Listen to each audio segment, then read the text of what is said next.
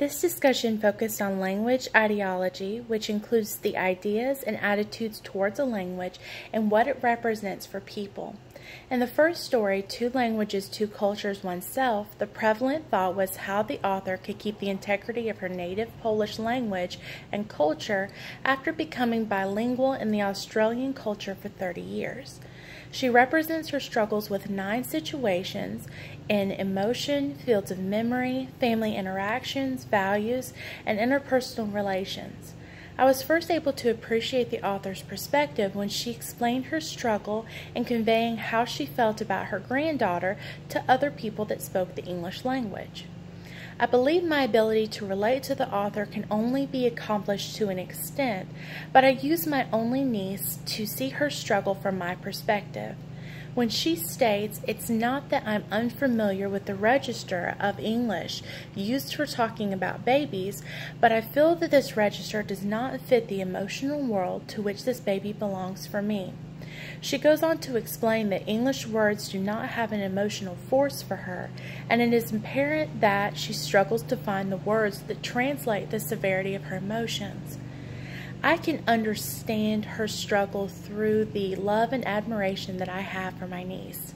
She has a laugh that will lighten a room, beautiful blue eyes and red hair, full of energy and eagerness to learn anything, a beautiful soul that will reactively bring you all of her toys and hugs if she feels you may be sad or overwhelmed about something.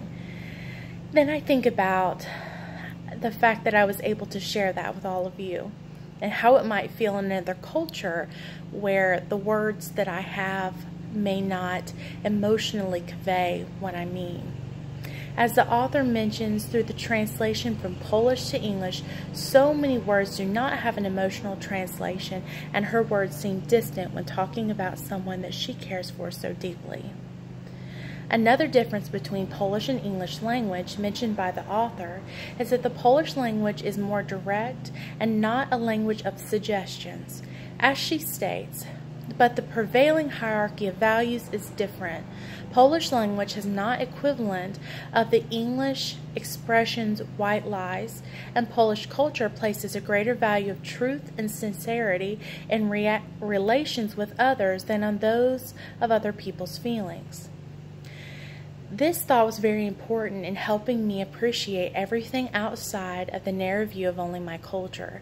It shows that in conversation with someone of a different culture, I should be slow to draw conclusions or react, because a direct answer might be different than what I'm used to, but it's a respectful way for someone in the Polish culture to respond. In the reading, How to Tame a Wild Tongue, the author identifies with the Chicanto culture, and the theme of her story seems to be one of a fight for cultural pride. She describes that women were taught to be silent, and that the standard Spanish language is one of a masculine language. So language was used as a form of rebellion, and each of the 8 types of language found in Mexico represent a different subculture. She lists them as Standard English, Working Class, and Slang English, Standard Spanish, Standard Mexican Spanish, North Mexican Spanish, Dialect, Chicanto Spanish, Tex-Mex, and Pacho. I believe a loose example of the pride for each distinction would be prevalent in the dialects found within America. For example, my family being from Alabama, there is a pride in the way they communicate. Certain terms such as y'all instead of you all and grocery house instead of grocery store are things you might not hear in New York City or Chicago. But these distinguishable differences are what we connect to and give us a sense of identity. As the author states perfectly, if you want to really hurt me, talk badly about my language. Ethical identity is my twin skin to linguistic identity. I am my language. In the final reading, Losing My Welsh, the author describes moving to London from Welsh and the toll learning a new culture took on her remembering her Welsh culture. She states, growing up the Welsh language was such a central part of my life and identity that forgetting it would have seemed as likely as my arms spontaneously falling off. However, after moving to London and trying to embrace a new culture came with a price. As she states, it's also about trying to hold on to an identity I can feel slipping away. No longer being surrounded by the Welsh language is one of the most concrete forms of evidence that I've left my community behind, and that can make one feel somewhat rudderless. She describes herself as feeling orphaned, but she finds incorporating her Welsh culture in her daily life helps to restore a sense of belonging. Each of these stories have wonderful aspects that will help develop a big picture mindset for teachers, but also implementation in the classroom is important. I have drawn from each of these stories what I believe will be helpful for students and myself, which is honoring cultural backgrounds in the classroom. Anyone can recognize the difference when someone is just hearing them versus listening to what is being said.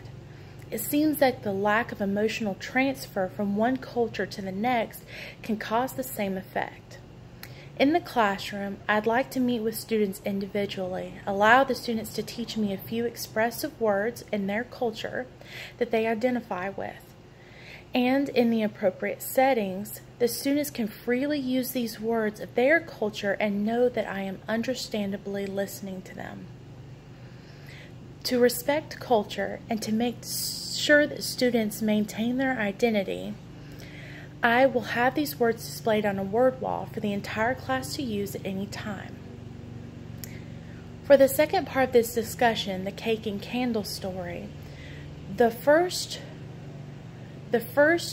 reading for the narratives, I scored using the rubric provided a 9 out of 16 possible points. My findings were based on his strong ability to convey rich details throughout the entire paper, but the most need for improvement was in organization, specifically the lack of transition between ideas, and convention, which included errors that interrupted the flow of communication. Understanding that this student's culture is rich in verbal storytelling abilities, the assignment would need to be altered to include a presentation.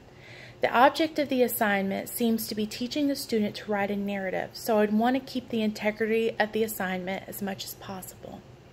However, by including an option for half of the grade to be based on a presentation, the student will be able to demonstrate the verbal ability to transition ideas, and this would be a one-on-one focus with the student to teach the student how to represent their transitions through grammatical corrections.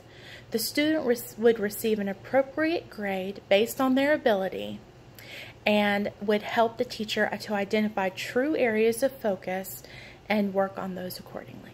Thank you.